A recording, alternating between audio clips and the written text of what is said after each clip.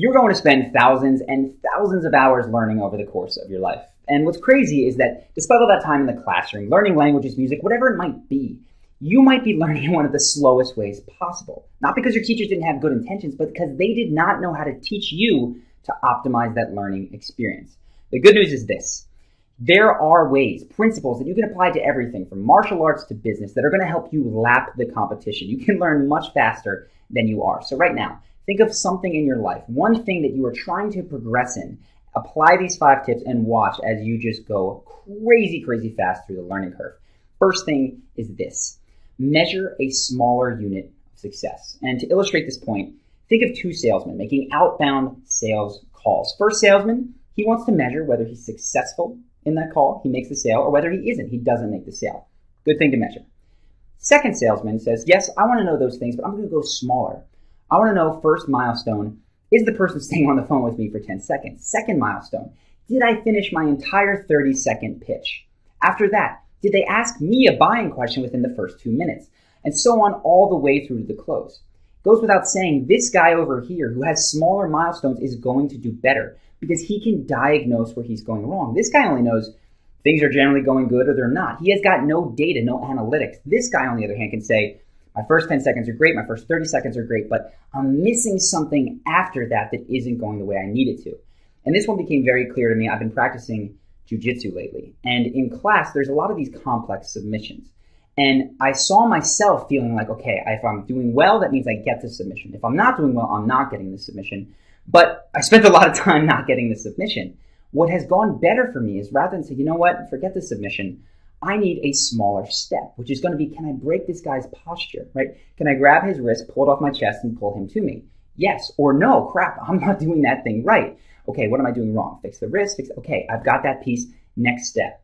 When you deconstruct things in this way, that's what Tim Ferriss calls it, you can chunk all these little lessons together.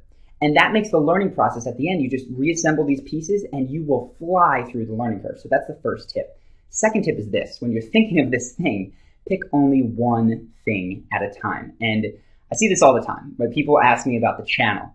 They come in and they say, Charlie, I've watched all of your videos. I've seen them twice, seen a ton of improvement, but I'm kind of hitting a plateau. What do I do? And I never tell them, go ahead, watch a third time all 60 videos. That's not the right thing to do. The right thing is to pick the one video that had the tip that could be best for you, because you know your own self, right? Pick the thing that's going to be best for you and apply that until it becomes an unthinking habit. When we teach our programs, we've done a ton of different ways. We've done weekend boot camps, we've done group classes, we've done one-on-one Skype coaching. By far, the fastest improvement that I've seen in my clients comes from the online program that we have that walks people very specifically through things. Okay, week number 1, first impression. Week number 2, we've got the first impression, we're going to move to confidence. Week number 3, conversation, going chronologically. And then within that first week, it's eye contact, tonality. Each day has just one thing that they're going to focus on. And what this enables you to do, or someone to do in any area, is that you get to focus on that thing without having your mind just be flooded with, I got to do this, and then this, and I got to remember how to finish the submission. You get to focus on one thing, make that a habit, and then move along. So that's the second tip. Third tip. People get this one wrong, I think, from college, and it's that if you have a set amount of time to dedicate to any sort of learning endeavor, you are much better off spending that time a little bit every day than you are in one batched process. There's some things in life that do better in batching. Learning is not one of them, because learning comes from repetition, right? I see people in college, they go, but wait a second, I crammed for my last test, I did fine, 8 hours straight, I studied. Yes, but how much did you remember 3 days later? If you're trying to build a skill, you're trying to rewire your brain, create new neural pathways. Say you're playing the piano. If you sit down for 3 hours and play, and then come back a week later, you're not going to have it. But if you sit down for a half hour a day, walk away, come back the next day, half hour, you're getting to review what you did in a much shorter time span. That's going to help you learn faster. So keep in mind, when you have something, this consistency every single day, with the exception of things that require rest, like weight training, you want to keep that up. Now, a couple of caveats here. First thing is, this takes much more willpower. It's a lot easier for people to go, I'm going to run really hard for one day than it is to do it for a year, a little bit every day. So if you're working on willpower, you haven't mastered that, check out our video on willpower. It's going to help you with that. And the second thing is that this is true of learning and practicing, though not necessarily of production. I'm a writer. And if you're learning to write, I recommend you read and write every day. But if you're writing your masterpiece, some people, myself included, do better to have these just complete flow experiences of 6 hours at a time. You write, walk away for a week, and then come back to it. So learning and production, not necessarily the same mechanics going on here. But this brings me to the fourth thing, which is my favorite of everything that I've mentioned so far, because it's impacted me most recently in the biggest way, and that's with Charisma on Command. When we started this, I was doing it wrong. This business is actually about 3 years old. I had a blog, which I still do, and I was writing articles in that all the time.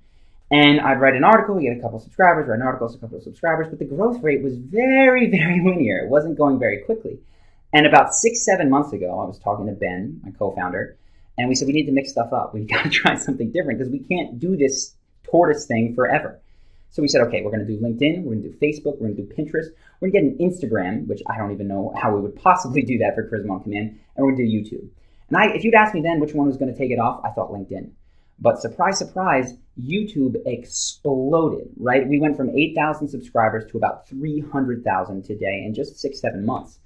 Point is, you do not know which vehicle is going to take you there. Everyone tells you, get a mentor, get a method, get a teacher. True.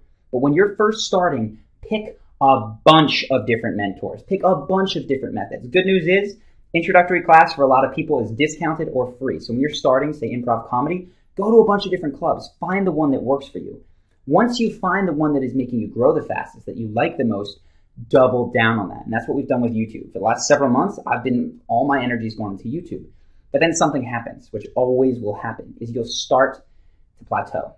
Now, our biggest growth month for this channel was probably a month or two ago. And since then, things have kind of leveled off, which tells me that, yes, this is still a worthy investment of my time, but something needs to be tweaked. Something needs to change. Maybe I need a different style of video. Maybe now that the business is at a different spot, I invest in ads that I would hate to bombard you with before every video, but maybe we need ads on the YouTube channel. Maybe we need to find mainstream coverage. Maybe we need to take our book and get a book deal, which, by the way, shameless plug, if you have an agent friend or know someone that does self-improvement nonfiction, please email me, Charlie at Charisma on Command, because that's one of the angles that we're looking at to take us to that next exponential growth level. But the point is this: at the beginning of any endeavor, mix it up. Get a bunch of different teachers, a bunch of different methods. When you find one that works, shut all the rest out. Stick with it while that growth is going crazy. And then when it starts to level off, you go back to that, okay? Something new. I'm in a new stage. I need a new teacher. That is going to help you grow extremely quickly. Fifth thing, this is, again, one of the more important ones for me, is debriefing. And I've been thinking a lot about jiu-jitsu lately. That's kind of what inspired this video. But I see things, people have a lot of pride. And when they lose, they want to act like oh, God, I knew that I shouldn't have done that. The truth is, I have no idea what I should and shouldn't do. I'm getting out there, I'm getting beat all the time. But whenever I get beat and I don't know what happened, I say, hey man, can you show me what you just did there? He'll walk me through it. Yeah, you did this, that. Okay, how do I avoid that next time? And he'll say, well, you had your arm really far extended. When you're doing that, you want to keep your arms in tight. And I say, okay, great. Next time I do it, I don't make that same mistake. So in this way, I'm limiting the mistakes I make rather than repeating them over and over and over again, which is what most people do. I make them once. Now, you'll notice in this story, I needed that second opinion because I don't know what I'm doing wrong. And this is true of you as well.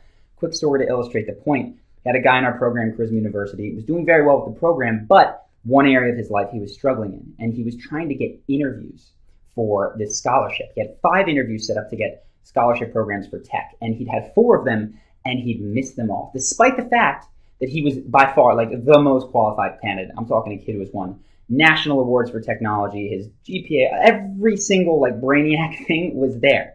So I talked to him because this kid should have been getting these scholarships. He was by far, on paper, extremely, extremely worthy of it. And it became clear to me in listening to, okay, so how do you talk about it, that he was just listing his achievements. I won this award, I did that, I got this GPA. I said, pause. I think I know what's going on here, is that you're not connecting with these people. So tell me, honestly, like, what is it you love about technology? Why do you want to do it in your life? And he said, well, I think that there's a ton of problems in the world today, and that they're not necessarily going to be solved by politics. They're going to be solved by groups of smart people who are building new technologies like green energy, for instance, that makes things work for a bunch of different constituents. And that's what I want to do, is I want to contribute to the community in that way. I said, pause. That's your answer, all right? So when they ask you why this scholarship, do not tell them I won this award. Tell them what your dream is. So we worked on that. He goes back for his final scholarship opportunity. And of course, because they can see his resume and then hear his story, those things together, he blows it away and he gets the scholarship. So for you, you're going to need, when you're screwing up, probably a second pair of eyes on you. And if you don't know who to ask, you don't want to ask the wrong person, check out a video. It's called How to Spot Dangerous Advice. It's going to help you find the right mentor for the situation that you are in. But I have hoped that you found these 5 tips helpful. Take them. Think of that one thing that you had in your head at the beginning of this video and apply this to it. You're going to see that you start learning so much faster. People are going to go, well, you're just a natural, you're just stronger, you're just whatever it is. It's incredible how quickly this helps. So if you found this helpful and you have not yet done so, subscribe to the channel. We've got videos like this. We've got the charisma breakdowns, which I mentioned, which will still be coming. Even if we change our strategy, I'm going to stick with YouTube. I love doing this stuff. But go ahead, subscribe to the channel. You'll see us on your feed every single week, typically on Mondays, sometimes on Thursdays as well. If you haven't ever done so, go ahead, write in the comments. Let me know what kind of questions you guys have. That helps these videos. That helps the charisma breakdowns. I will tell you. The one you suggested that I'm still working on and should have next week is on Muhammad Ali. So that should be coming up. I can't promise it on Monday, but I'm very much thinking it will come Monday. I hope that you guys have enjoyed this video. I hope that you take one thing from this and actually apply it to your life rather than watching all 60 videos, even though I appreciate that. And I'll see you in the next video.